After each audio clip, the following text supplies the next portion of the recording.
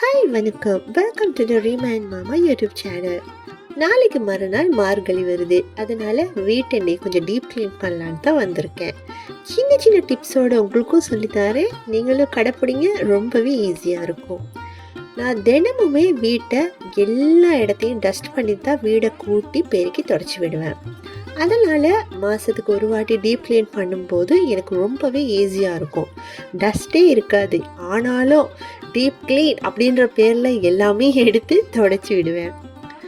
எல்லா ஜன்னலையும் திறந்து எல்லா ஜன்னலையும் டஸ்ட் பண்ணி விட்டுருவேன். எல்லா திங்ஸையுமே எடுத்து எடுத்து எடுத்து தொடச்சி விட்டுட்டு அந்தந்த இடத்துல வச்சுடுவேன். காலையிலே ஹஸ்பண்ட் பாப்பா ஸ்கூல் போன அப்புறமா தான் நான் வீட்டில் உள்ள எல்லா திங்ஸையுமே லேசாக அப்படி டஸ்ட் தட்டி வீட்டை கூட்டி பெருக்கி தொடச்சி விட்டுருவேன். அதனால் டீப் க்ளீன் பண்ணும்போதும் எனக்கு ரொம்பவே ஈஸியாக இருக்கும். ஃபேன், லைட், அப்புறமா மேலே கொஞ்சம் செலந்தி கூடலாம் இருக்கும். அதைத்தான் நான் மாதத்துக்கு ஒரு வாட்டி எல்லாமே நல்லா தொடச்சி க்ளீன் பண்ணிவிடுவேன். ஃபுல்லாக வீட்டு வேலையெல்லாம் முடிச்சுட்டு கடைசியாக தான் நான் சாமி பூஜை ரூமுக்கு வந்திருக்கேன். பூஜை ரூம் க்ளீன் பண்ணும்போது கொஞ்சம் பொறுமையாகவும் பண்ணணும் இல்லையா, அதனால். அப்புறமா எனக்கு பூஜை ரூம் க்ளீன் பண்ணுறது ரொம்பவே ஈஸி. ஏன்னு பார்த்தீங்கன்னா, நான் எல்லாமே வாரத்துக்கு ஒரு வாட்டி தொடச்சி வச்சிடுவேன். அது எப்படி துடைக்கிறதுன்னு நான் சொல்கிறேன். நான் தினமும் எப்படி க்ளீன் பண்ணுவேன், இன்றைக்கி எப்படி க்ளீன் பண்ணுறேன், எல்லாம் சின்ன சின்ன டிப்ஸ் நான் சொல்லித்தரேன். நீங்களும் அது மாதிரி செஞ்சு பாருங்கள். ரொம்பவே ஈஸியாக இருக்கும். பூஜை ரூம் க்ளீன் பண்ணணுமா அப்படின்னு அதுக்கு அரை நாள் ஒதுக்கவே தேவையில்லை. அரை மணித்தியாலவே போதும். ஃபஸ்ட்டு இந்த யூஸ் பண்ண எண்ணெயெல்லாம் நான் எடுத்து வச்சுருவேன். அந்த எண்ணெயெல்லாம் நான் வேஸ்ட் பண்ண மாட்டேன். அதுக்குன்ட்டு அதே விளக்கில் ஊற்றி நான் யூஸ் பண்ண மாட்டேன். அந்த எண்ணெயை நான் எப்போவுமே நில வாசலில் 2 விளக்கு ஏற்றி வைப்பேன். மண் அகல் விளக்கு. அந்த அகல் விளக்குக்கு நான் யூஸ் பண்ணிப்பேன். ஏன்னா கடவுள் எங்களுக்கு என்ன சொல்லியிருக்காங்க, எந்த திங்ஸையுமே நாங்கள் வீண் விரயம் செய்யக்கூடாது சொல்லியிருக்காங்க. அதனால் பழைய எண்ணெயை தூக்கி போட மாட்டேன். நான் இந்த மாதிரி தான் யூஸ் பண்ணுவேன்.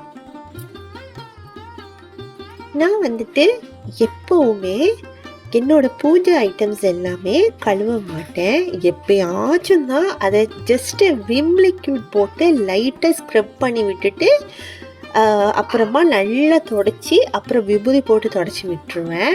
அது இல்லாமல் எனக்கு எப்போல்லாம் என்னோடய பூஜை ஐட்டம்ஸ் எல்லாம் கொஞ்சம் கருப்பாகிற மாதிரி இருக்குதோ அந்த நேரம் அதை மட்டும் எடுத்து நான் உடனே தொடச்சி வச்சுடுவேன்.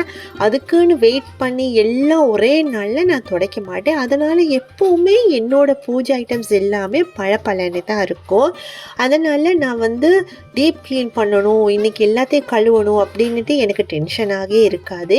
இன்றைக்கி கூட நீங்கள் பார்த்தீங்கன்னா நான் தண்ணியில் அதை வாஷ் பண்ணவே இல்லை. எண்ணெயெல்லாம் வேறையாக எடுத்து திரியெல்லாம் வேறையாக எடுத்து போட்டு அதுக்குன்னு ஒரு க்ளோத்து அப்படி இல்லைன்னா ஒரு டிஷ்யூ வச்சு ஃபஸ்ட்டு எண்ணெயெல்லாம் எடுத்துக்கணும்.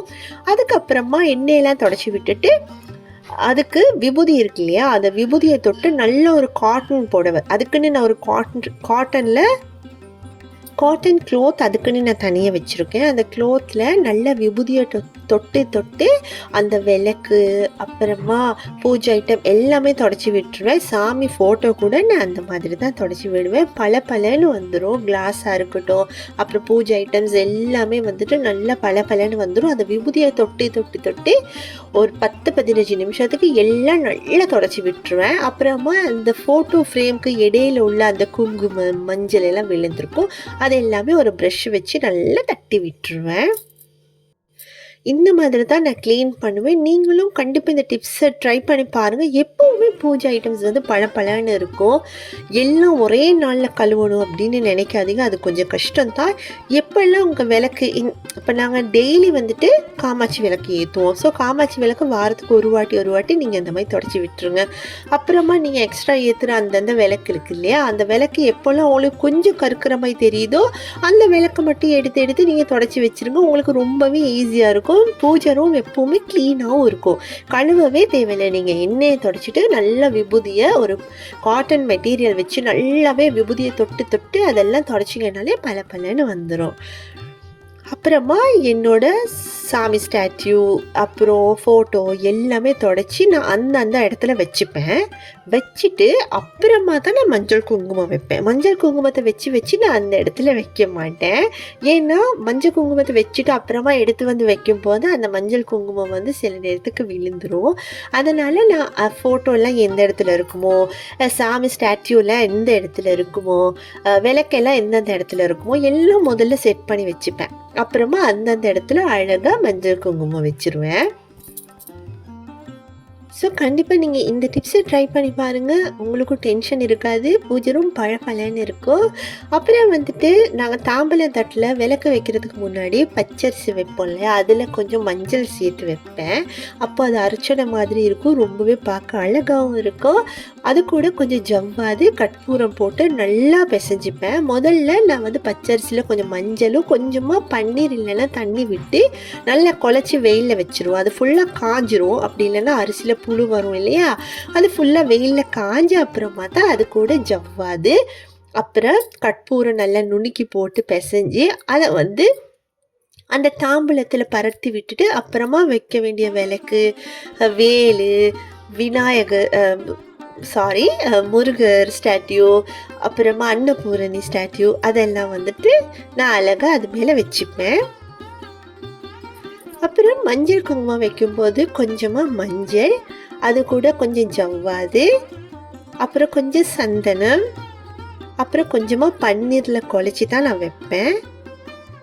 ஃபஸ்ட்டு ஒவ்வொரு ஃபோட்டோவாக வச்சுட்டு அந்த ஃபோட்டோவில் அப்புறமா குங்குமத்தை வச்சுட்டு வருவேன். அப்புறமா ஒரு சாமி சிலைகளுக்கு வச்சுருவேன். அப்புறமா ஒவ்வொரு விளக்குக்கும் வச்சு அதுக்கும் கொஞ்சம் கொஞ்சமாக குங்குமம் வச்சுட்டு வந்துடுவேன். மொத்தமாகவே அரை மணித்தியாலம் தான் ஆகும். ரொம்பவே ஈஸியாகவும் க்ளீன் பண்ணிடலாம், டென்ஷனே இருக்காது. அப்புறமா ரொம்பவே சந்தோஷமான விஷயம் என்னென்னு பார்த்தீங்கன்னா, நாளைக்கு மறுநாள் வந்துட்டு மார்கழி பிறக்குது. ஸோ மார்கழி மாதம் வந்துட்டு பிரம்ம முகூர்த்த பூஜை பண்ணணும் அப்படின்னு ரொம்பவே ஒரு ஆர்வத்தோடு இருக்கிறேன். ஸோ டெய்லி என்னோடய விலாக் வரும். பிரம்ம முகூர்த்த பூஜை மார்கழி 1லேருந்து 30 வரைக்கும் நான் ஒவ்வொரு விலாகாக போடுவேன். சின்ன சின்ன விலாக் தான் போடுவேன், 5 நிமிஷத்துக்குள்ளே. அன்னைக்கு போடுற அழகான ரங்கோலி, அப்புறம் எப்படி பூஜை பண்ணினேன், விளக்கேற்றினது, இது எல்லாமே ஷேர் பண்ணுவேன். பிடிச்சிருந்தா கண்டிப்பாக என்னோடய சேனலை சப்ஸ்கிரைப் பண்ணி லைக் பண்ணி என்னோடய வீடியோ பாருங்கள். எது குறை இருந்தாலும் ஏதோ டவுட்ஸ் இருந்தாலும் எனக்கு கமெண்ட் பண்ணுங்கள். அப்புறமா இந்த சாமியோட ட்ரெஸ் எல்லாமே இன்றைக்கி நல்லா வாஷ் பண்ணி வெயிலில் காய வச்சு எடுத்திருந்தேன். அதுக்கப்புறம் அதுக்கு ஜவ்வாதெல்லாம் பூசி நல்லா வாசனையாக பண்ணி அப்புறமா எல்லா சாமிக்கும் ட்ரெஸ்ஸை போட்டு விட்டுட்டேன் அழகாக. நாளைக்கு சோமவார விரதம், கடைசி வாரம் திங்கட்கிழமை. ஸோ இந்த 30 நாளும் நான் நல்லபடியாக முருகப்பெருமான் சிவபெருமானுக்காக விரதம் இருந்தேன். நான்வெஜ் சாப்பிடலை, பகலிக்கு சாப்பிடலை, பால் மட்டுமே குடிச்சிட்டு நல்லபடியாக விரதம் இருந்து நாளையோட கடைசி வார சோமவார விரதமும் முடிய போகுது. ரொம்பவே சந்தோஷமாக இருக்குது. எந்த தடங்களும் இல்லாமல் இந்த 30 நாள் விரதம் இருந்து 5 சோமவார கிழமையும் சாமிக்கு படைச்சி நல்லபடியாக விளக்கேற்றி வந்தது நினைக்கும் போது ரொம்ப ரொம்ப சந்தோஷமாக இருக்குது.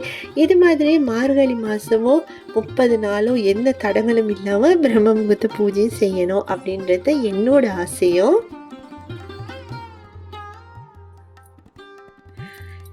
சில பேர் இருக்காங்க, நீங்கள் அதை பண்ணாதீங்க இதை பண்ணாதீங்க அப்படின்னு சொல்லிட்டு குழப்பி விட்டுட்டே இருப்பாங்க உங்களை. உங்கள் மனசுக்கு பிடிச்சதை நீங்கள் செய்யுங்க, மனசுக்கு பிடிச்ச மாதிரி சாமி கும்பிடுங்க. கடவுளுக்கு தெரியும் அவங்களுக்கு உங்களுக்கு என்ன தரணும்னு, அதை உங்களுக்கு கண்டிப்பாக கொடுப்பாங்க. அடுத்தவங்களுக்கு உங்களை பார்க்கும்போது ஒரு பொறாமை வரும், அதனால தான் அந்த வார்த்தை வெளியே வரும், அதை பண்ணாதீங்க இதை பண்ணாதீங்க. ஏன்னா அவங்களால அதை பண்ண முடியல. அதனால தான் என்னடா இந்த பொண்ணு எந்திரிச்சு பிரம்ம முகூர்த்தத்துலேருந்து பூஜை செய்து 2 நேரம் விளக்கேற்றுது, இந்த மாதிரி பூஜை பண்ணுது அப்படின்றதால நிறைய தப்பாக கமெண்ட்ஸாக இருக்கட்டும், வீட்டு பக்கத்தில் இருக்கிறவங்களா இருக்கட்டும், சொந்தக்காரவங்களாக இருக்கட்டும், நிறைய பேர் நிறைய விஷயம் சொல்லுவாங்க. அதை பண்ணக்கூடாது இதை பண்ணக்கூடாது, அது செய்யக்கூடாது இது செய்யக்கூடாதுன்னு. ஆனால் அவங்க இந்த வாயிலிருந்து நாங்கள் ஒரு நல்லது செஞ்சோன்னா நீங்கள் செய்கிறது நல்லா இருக்கு, அது அப்படி தான் செய்யணும் அப்படி தான் இருக்கணும் அப்படின்னு சொல்லி யாருமே சொல்ல மாட்டாங்க. ஏன்னா அவங்களால அது பண்ண முடியாது, நாங்கள் பண்ணிட்டோமே அப்படின்ற அந்த ஒரு பொறாமையில தான் அது சொல்லுவாங்க. ஸோ அவன் ஏதாச்சும் சொன்னால் இந்த காதில் எடுத்து அந்த காதில் விட்டுருங்க. ஆர்கியூமெண்ட் பண்ணவும் போக வேணாம். உங்களுக்கு பிடிச்சது நீங்கள் செஞ்சுட்டே வாங்க. உங்களுக்கு எப்பவுமே நல்லது நடக்கும்.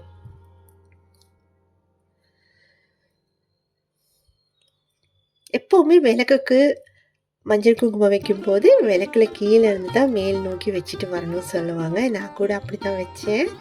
ரொம்பவே அழகாக இருந்தது. விளக்கு ஃபோட்டோக்கெல்லாம் நிறைய மஞ்சள் குங்குமம் வச்சோன்னே அப்படி ஒரு மங்களகரமாக ரொம்ப அழகாக இருந்தது. நான் வச்சுட்டு ஃபுல் வீடியோ காமிக்கிறேன். லாஸ்ட்டாக நீங்கள் ஸ்கிப் பண்ணாமல் கடைசி வரைக்கும் பாருங்கள் எவ்வளோ அழகாக இருக்குன்னு. அப்புறமா என்னோடய பூஜா ரூமில் வந்துட்டு நான் ஒரு கோல்டு கலர் ஷீட் தான் விரித்து வச்சுருந்தேன். அது கிட்டத்தட்ட ஒரு வருஷம் 2 வருஷமாக அதை தான் யூஸ் பண்ணியிருந்தேன்.